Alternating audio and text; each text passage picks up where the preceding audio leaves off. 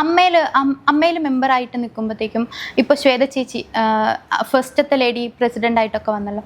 So അമ്മയിൽ നിൽക്കുമ്പോൾ ഉള്ള ഒരു ഫാമിലി ആയിട്ടുള്ള ഒരു ഫീലിംഗ് ആണ്. എന്താണ് അമ്മയായിട്ടുള്ള ഒരു റിലേഷൻഷിപ്പ്? ഇപ്പോൾ എനിക്ക് തോന്നുന്നു ഞാനൊരു 22 ഓർ സംതിങ്ങിലാണ് എനിക്ക് തോന്നുന്നു മെമ്പർഷിപ്പ് എടുക്കുന്നത്, സംതിങ് അറൗണ്ട് ദോസ് ടൈംസ്. അപ്പോൾ നമുക്ക് ആദ്യം ചെല്ലുമ്പോൾ എനിക്ക് തോന്നുന്നു നമ്മൾ ആദ്യം ഒരു ജനറൽ ബോഡി മീറ്റിങ്ങിനാണ് ഞാൻ ആദ്യമായിട്ട് അമ്മയിൽ മെമ്പർഷിപ്പ് എടുത്തതിന് ശേഷം പോകുന്ന ആദ്യത്തെ ഫംഗ്ഷൻ.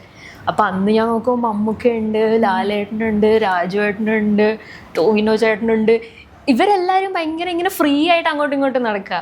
മമ്മൂക്കാണെങ്കിൽ എല്ലാ ഗ്രൂപ്പായിട്ട് പോയി ചായ കുടിക്കുന്നു. അപ്പം അങ്ങനത്തെ ഇവരുടെ ഒരു സൈഡ് കാണുന്നത് ശരിക്കും അമ്മയിൽ ജോയിൻ ചെയ്തതിന് ശേഷമാണ്. മറ്റേന്ന് പറയുമ്പോൾ നമ്മളിപ്പോൾ അവാർഡ് ഫംഗ്ഷനൊക്കെ കാണുമ്പോഴും ഭയങ്കര ഒരു ഫോർമൽ അങ്ങനത്തെ ഇതാണല്ലോ. അപ്പോൾ സോ അന്ന് എനിക്ക് അമ്മയെ പറ്റിയുള്ള ഇമ്പ്രഷൻ അതായിരുന്നു. പക്ഷേ ഇപ്പോൾ എനിക്ക് മനസ്സിലാവുന്നത് എന്താണെന്ന് വെച്ചാൽ അമ്മ കുറേ എന്താ പറയുക ഈ പ്രായമായ ആർട്ടിസ്റ്റിനെ സസ്റ്റെയിൻ ചെയ്യുന്നുണ്ട്, അവർക്ക് വേണ്ടി കുറേ ഹെൽപ്പ് ചെയ്യുന്നുണ്ട്.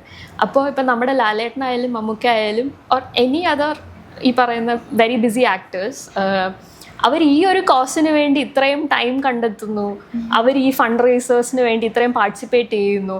ആൻഡ് വേറൊരു ഇൻഡസ്ട്രിയിൽ ഇങ്ങനത്തെ ഒരു ഫോർമുല ഉണ്ടെന്ന് എനിക്ക് തോന്നുന്നില്ല. അപ്പോൾ അതെനിക്കിപ്പോൾ മനസ്സിലാവുമ്പോഴാണ് ഞാൻ വിചാരിക്കുന്നത് എത്ര ഒരു നോബിൾ തോട്ടാണത്. ബിക്കോസ് അവർക്കിപ്പോൾ ഇന്ന് എനിക്ക് വയ്യ, ഇന്ന് എനിക്ക് കുറച്ച് റെസ്റ്റ് എടുക്കാനോ തോന്നുന്നത് എന്ന് പറഞ്ഞാൽ അവർക്ക് വേണമെങ്കിൽ വരാതിരിക്കാം. പക്ഷേ ഈ അമ്മ എന്ന് പറഞ്ഞ ഓർഗനൈസേഷൻ്റെ ഫേസ് ആയിട്ട് എത്രയോ നാളിവർ നിന്നു. അത് ഈ പറഞ്ഞ കാര്യങ്ങൾക്ക് വേണ്ടിയിട്ടാണ്, കുറേ പേരെ ഹെൽപ്പ് ചെയ്യാൻ വേണ്ടി. അപ്പം ഇപ്പം ഞാൻ അങ്ങനെ ആലോചിക്കുമ്പോൾ എനിക്ക് അതൊരു എന്താ പറയുക ഒരു ഭയങ്കര നോബിൾ കോസാണെന്ന് തോന്നുന്നുണ്ട്.